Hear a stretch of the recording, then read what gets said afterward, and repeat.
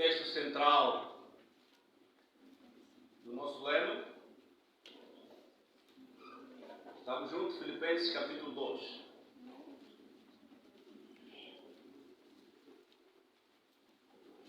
Filipenses capítulo 2. Vamos ler do versículo 1 a 4.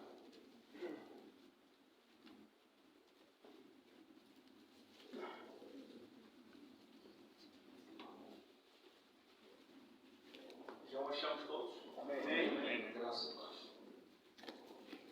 Portanto, se há algum conforto em Cristo, se há alguma consolação de amor, se há alguma comunhão no Espírito, se há alguns entranháveis afetos e compaixões, completai o meu gozo, para que sintais o mesmo, tendo o mesmo amor, o mesmo ânimo, sentindo uma mesma coisa. Versículo 3. Nada façais por contenda ou por vanglória, mas por humildade. Cada um considera os outros superiores a si mesmo. Não atente cada um para o que é propriamente seu, mas cada qual também para o que é dos outros. Palavra do Senhor. Amém. Podemos nos sentar, amados irmãos. Meus amados conferencistas e todos convidados aqui nesta noite, vamos viajar nesta carta de Paulo à igreja de Filipos. Paulo, ele escreve esta carta numa situação difícil para o Paulo, porque ele diz aqui, o apóstolo Paulo, servo de Jesus Cristo, ele escreve a todos os santos em Cristo Jesus que estavam em Filipos. Então Paulo escreve no momento difícil que a igreja estava passando, mas Paulo não queria deixar que a igreja ficasse assim. Qual era o momento? Era o momento que Paulo estava preso em Roma, mas ele havia inteirado-se o que estava a se passar em Filipos. A princípio, Paulo, quando escreve esta carta, foi no ano 59, 61 depois de Cristo. Então Paulo traz uma abordagem muito clara para a igreja de Filipos.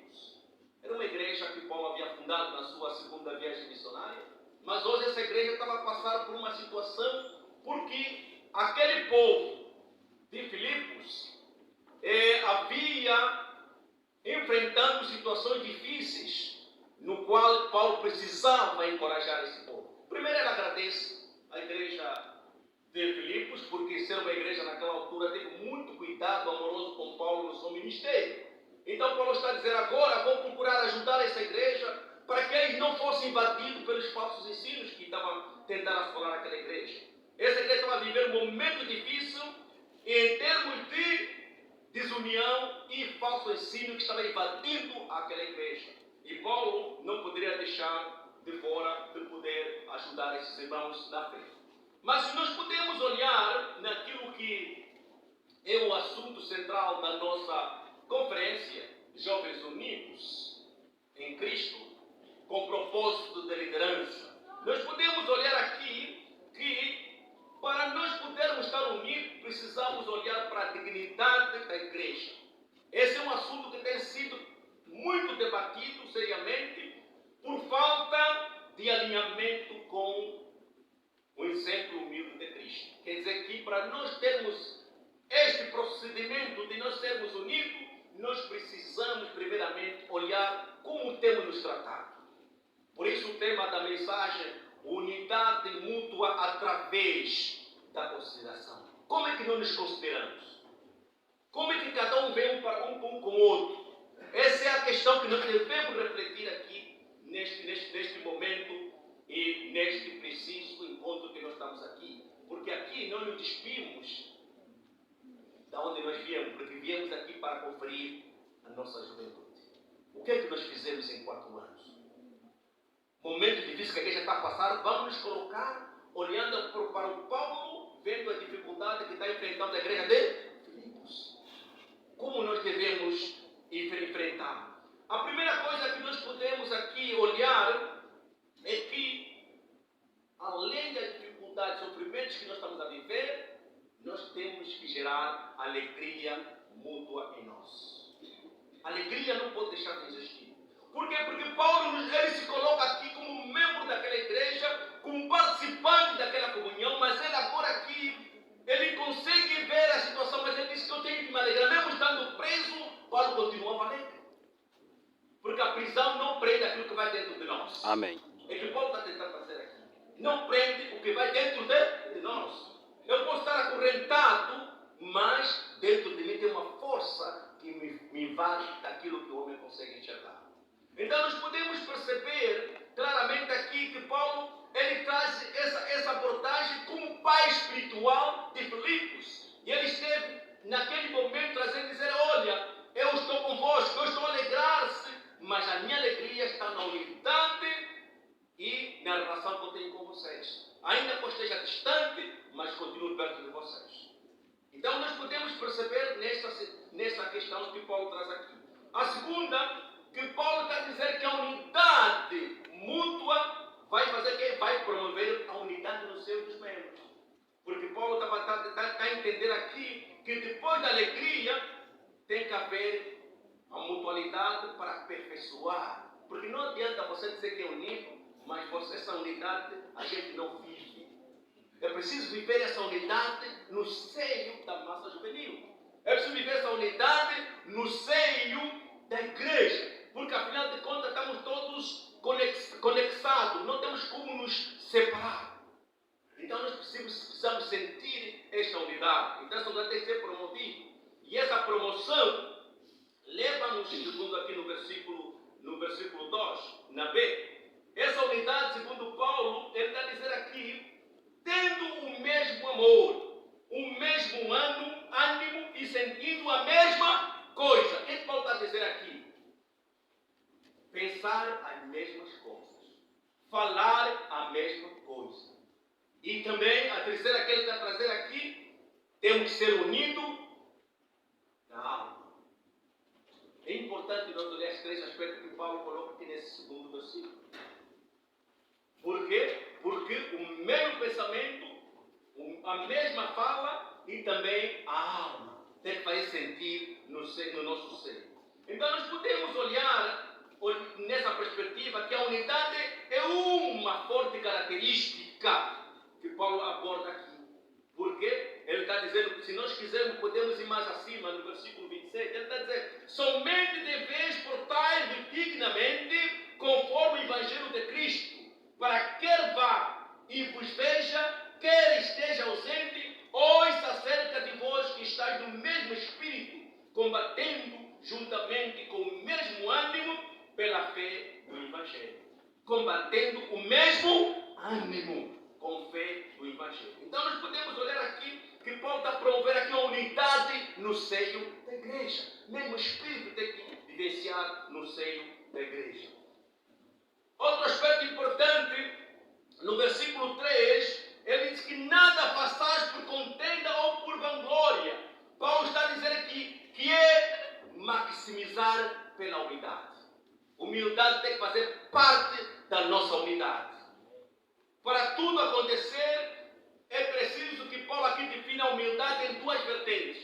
Ele traz vertente negativa e vertente positiva. Negativa como? Ele diz que nada façais por partidarismo ou vanglória. Partidarismo e vanglória traz à tona a nocividade do orgulho que a igreja precisa combater. Exato. Porque uma igreja onde reina o partidarismo e vanglória, essa igreja está intoxicada. Correto. Essa igreja fica comprometida porque os grupos vão fazendo os seus interesses acima de tudo. Então Paulo está a trazer aqui, por quê? Porque elas produzem divisionismo, uma preocupação constante que Paulo combate. E é aqui que nós podemos olhar. Mas nós devemos olhar que, à medida que nós vamos exercitar a humildade, nós vamos alcançar a paz. É a paz que devemos trabalhar para alcançar. E é isso que Paulo está a trazer aqui nessa perspectiva. Porque lá mesmo em Gálatas 5, ele diz que não nos deixemos possuir de vanglória, provocando uns aos outros, tendo inveja uns dos outros. Quer dizer que a vanglória, ela não é inerte. Ela sempre leva ações nocivas para o seio da comunidade juvenil. Então nós temos que evitar, porque a vanglória e partidarismo vivencia no nosso meio, porque vai trazer inveja, orgulho, e cada um vai querer mostrar superior ao outro. É isso que Paulo condena. Positiva. Paulo diz: considerai, considerando cada um os outros superiores a si mesmo. Então, nessa passagem que Paulo vai dizer que cada um deve fazer que deve dar honra ao outro. Deve dar honra ao outro. Você fazendo isso, você está diminuindo o teu eu para que o outro sinta essa bondade a teu lado. E Paulo está trazendo essa abordagem com muito mais clareza.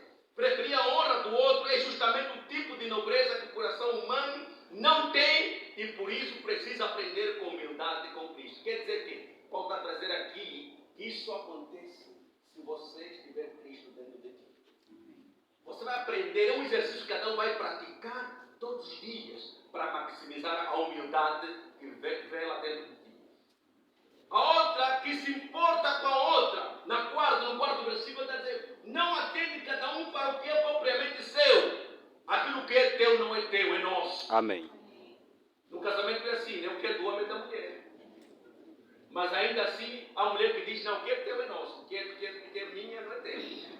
Mas não é assim, é nosso. Porque faz parte do nosso, porque nós somos só um em Cristo Jesus. Então é nessa perspectiva que Paulo está trazendo aqui. Enquanto o orgulho se sente traído somente por suas próprias qualidades, o humilde considera o próximo em sua necessidade.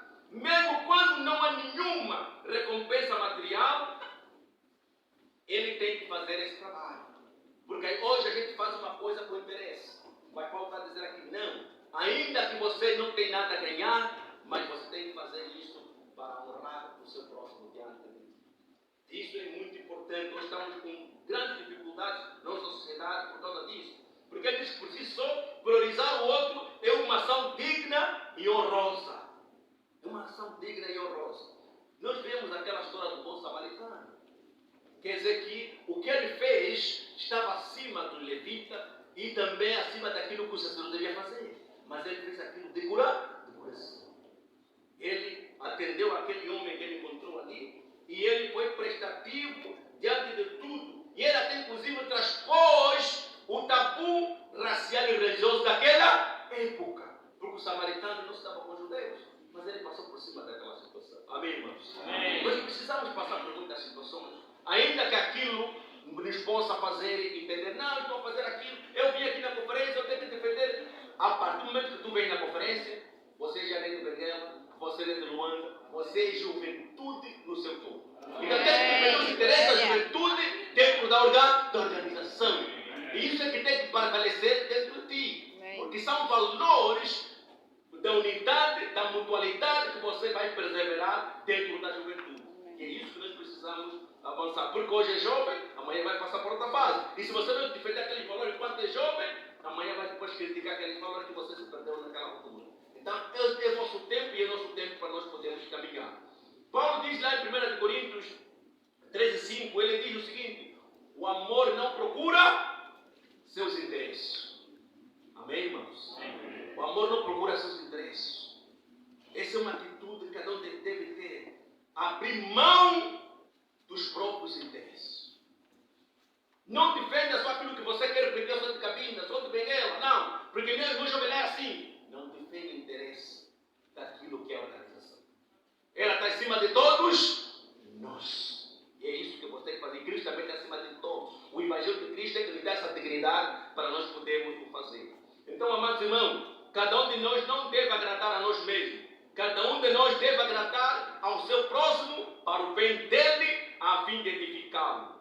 Esse tem que ser o nosso desafio. Porque já que o mundo não consegue fazer, nós temos essa responsabilidade de ensinar ao mundo que Cristo nos ensinou para que nós façamos. Isso é importante, mas isso requer de nós sacrifício. Requer de nós doar de si mesmo, para nós podermos chegar até ali. Então, amada igreja, nós precisamos olhar com olhos de ver para quê? Para que nós neguemos a nós mesmos e de que somos uma igreja digna do Evangelho de Cristo. O olhar atencioso e prioritário sobre a necessidade do próximo. O próximo tem que ser a pessoa que a gente vai olhar todos os dias. Porque a palavra de Deus diz que o nosso olho tem um sentido muito profundo para entender o que passa na alma, no próximo, que o homem está vivendo. Porque nós temos que ter o espírito do observador para a gente chegar a o que se passa com essa pessoa. Hoje nós, cada um passa, nós vemos uma história do bom samaritano, todos passavam de lado, não é assim? Cada um passando, olhou, porque todos estamos apressados. Mas aquele bom samaritano parou e atendeu a necessidade do próximo e ele acolheu. Amados irmãos, que nós aprendemos a considerar e intervir no sofrimento do nosso próximo.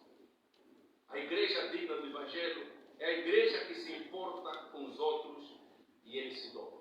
Precisamos doar. E esse é o momento que devemos fazer a diferença. Porque esse é o momento, é o nosso momento que nós vivemos. Porque esse é o nosso momento. Já não haverá outro momento igual a esse. Porque para uns pode ser a última conferência, para outros pode ser, pode ter mais outros, mas nunca é igual. Nunca é igual. Então façamos a diferença, marcando a nossa época, com os olhos abertos para Cristo e com a missão a cumprir na terra. Esse tem que ser um desafio, amados irmãos. Então, que cada cristão seja imitador da humildade de Cristo, como estímulo para banir o egoísmo e promover a unidade da igreja. Vamos deixar de ser egoístas, amados irmãos. Vamos olhar para a igreja como um todo. E esses valores da unidade, da mutualidade e humildade nos são trazidos pelo Evangelho. E quando a obra é abraçada, esses valores vai imputar à igreja a dignidade da qual ela precisa. Que todos perseveremos essa dignidade para manter a nossa juventude. E que Deus abençoe a sua palavra. Amém.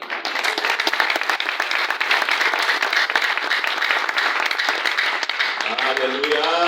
Amém. O louvor é para Deus. Amém.